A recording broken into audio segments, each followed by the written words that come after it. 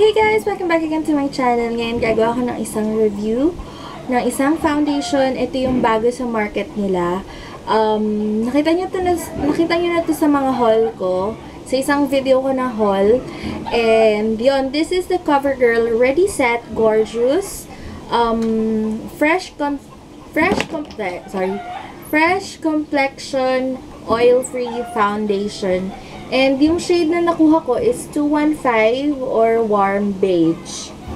And it has 30 ml or 1 fluid ounce.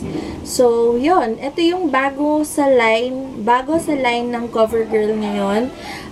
Bumili rin ako ng powder nito. Pero, isa-separate review ko na lang siya kasi mas gusto ko matest yung power nitong foundation na to. Anyway, this is not a sponsored video and this is not also a first impression review kasi nagamit ko na siya once pero I forgot kung ano yung finish niya sa akin. So, yun. Sorry pala kung medyo nahihirapan ako magsalita kasi medyo masakit yung dito ko. Hindi ko alam kung bakit. So, yeah, that's it. Let's start with the packaging. Very nice yung packaging. Eye-catchy kasi color pink. And, you know naman ng mga girls, anything with the color pink, medyo catchy sa mga eyes natin. And, yeah, sa akin, nag-caught agad siya ng attention. And, yun, gusto ko talagang matest tong product na to kasi ang sabi niya dito, one simple step of a flawless natural look that lasts all day. The formula blends easily to even skin tone and reduces shine all day. So let's see and kiniklaim niya oil-free, won't clog pores and suitable for sensitive and lasts all day. So yun,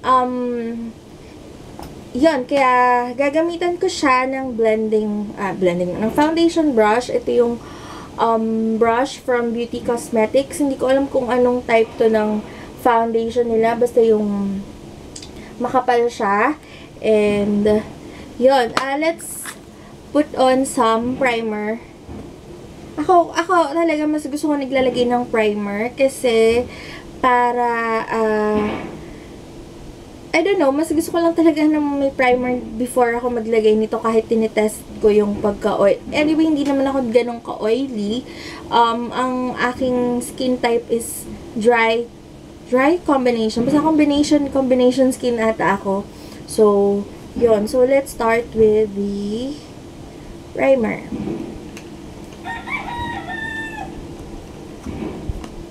And ito nga pala is 499 ata siya. Nakalimutan ko na. Basta, tignan nyo na lang sa lahat ng CoverGirl kiosk. Meron naman doon.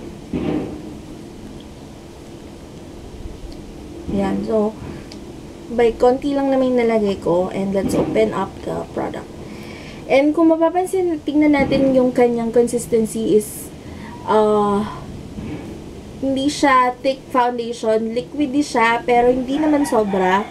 So, maglalagay ako ng amount using my fingers muna.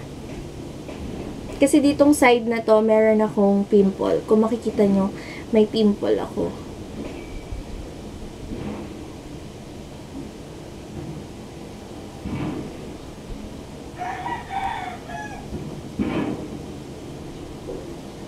Yung smell niya, wala naman siyang ganong smell para sa akin kasi parang yung wala siyang smell pero parang yung alam mo yung bagong foundation yung itsura ay yung amoy niya ganun siya.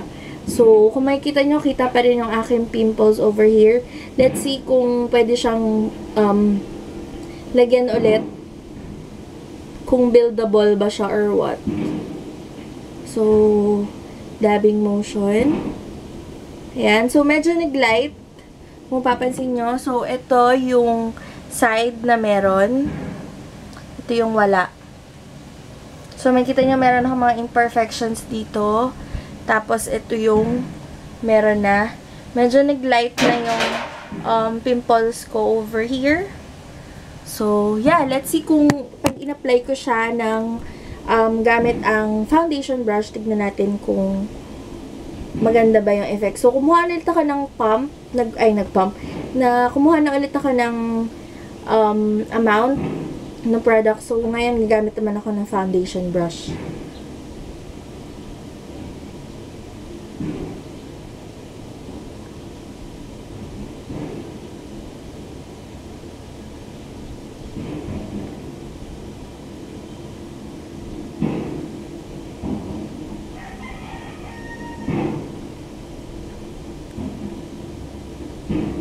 Alam nyo, ang ganda nito kasi a little goes a long way lang siya.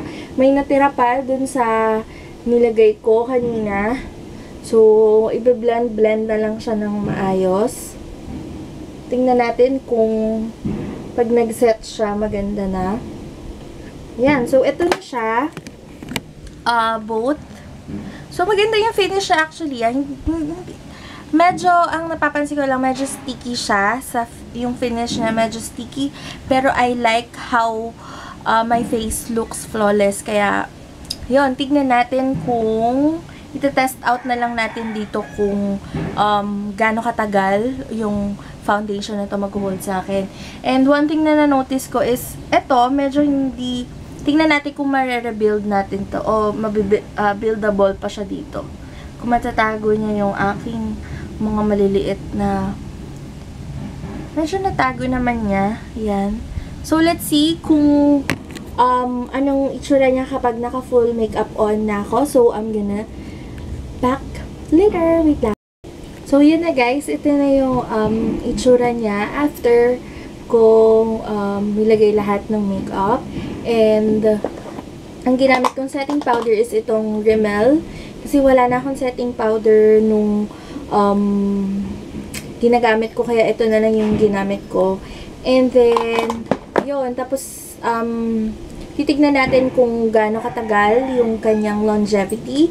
So, it is now 319. Ayan, and I'll be back later sa update ko. Hindi ko alam kung gaano ko katagal siya susuotin. Siguro, mag-iisang update lang ako, and then, let's see, tignan natin kung anong magiging outcome niya. Kung halimbawang naging oily ba ako, baka isang update lang. Pero pag okay pa siya, tingnan natin kung pwede siya into update. So, yun, mamaya na ulit. And tignan natin sa picture kung anong itsura niya, kung may white cast ba siya or what. So, papakita ko na lang yung picture after this video.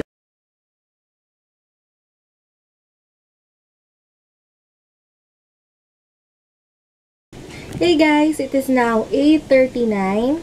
5 hours since I applied the foundation, and as you can see, sa nakikita ko ngayon, hindi ko alam kung visible siya sa camera, pero medyo shiny yung part ko dito, saka sa T-zone, doon na lang, para madali na lang, T-zone, and wala akong blot, hindi ako nag-blot the whole time na nasa labas ako.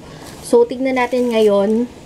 Hindi rin ako nakapag-update kanina. So, ngayon tignan natin since kadarating ko lang. So, ito yung aking blotting sheet. So, tignan natin kung gaano karaming oil yung na-produce niya nung 5 hours na yon. And, yung pinuntahan ko, nagpunta lang ako ng mall. Which is yung mall malapit sa amin, yung SM Marikina. So, yan. Tignan natin kung saan pa ba yung merong mga oily. Ayan. So, ito na yung itsura nung blotting sheet. Compared sa ibang foundation, konti pa to actually, kasi hindi ako ganong, minsan kasi may mga foundation talaga na mabilis ako mag-oil up. With this one, nakita nyo naman, napakita ko naman sa inyo, hindi ako ganong nag-oil up. Walang touch-up yon, hindi ako nag-blot or anything. Yun lang. Ang ginamit ko lang na powder is yung Rimmel na Stay Matte. Kasi wala na yung ginagamit ko na blotting. Wala na yung ginagamit ko na loose powder. So, yun. I think this will be the last update na rin. First and last. Kasi, anyway, gabi na rin naman. And hindi ko naman siya planong patagalin pa sa face ko, since for me, this one is a good product. Nakalimutan ko palang itanong kanina kung magkano siya, pero Available naman siya.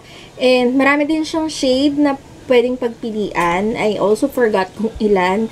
Pero yun, basta punta na lang kayo sa CoverGirl na kiosk or stand sa mga department store, and yun, makikita nyo na siya agad.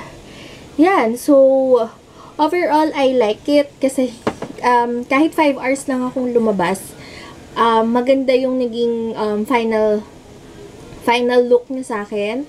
And tumagal siya within 5 hours, okay siya sa akin. Minsan naman hindi ako tumatagal ng whole day na nasa labas. So, minsan half day lang. So, okay siya para sa akin. Plus, it's a very travel friendly kasi maliit yung bottle and plastic siya. Hindi siya yung babasagin. So, pwede siyang dalhin sa mga kikikit. Tapos, yun, siguro pag suggestion ko na lang din siguro sa CoverGirl, if ever man, sana may ganun, sana mas marami pa silang gawin na brand or mga lines kasi ang gaganda ng product ng CoverGirl. So, yun, kung naaalala nyo tong Outlast, 'di ba? Gusto ko din to pero hindi ko siya nagawa ng review. Pero yun, with this, favorite ko na siya. I think pwede itong pang everyday. Yun lang talaga, medyo sticky siya pag after mong ma-apply. Medyo sticky. Pero sa feeling, pag nasa labas ka, pag mainit, hindi naman. So, yun. So, that's it for my quick review of CoverGirl Ready Set Gorgeous Foundation. Hope you like this video, and please click the thumbs up button if you like this video, and I'm gonna see you on my next one. Goodbye!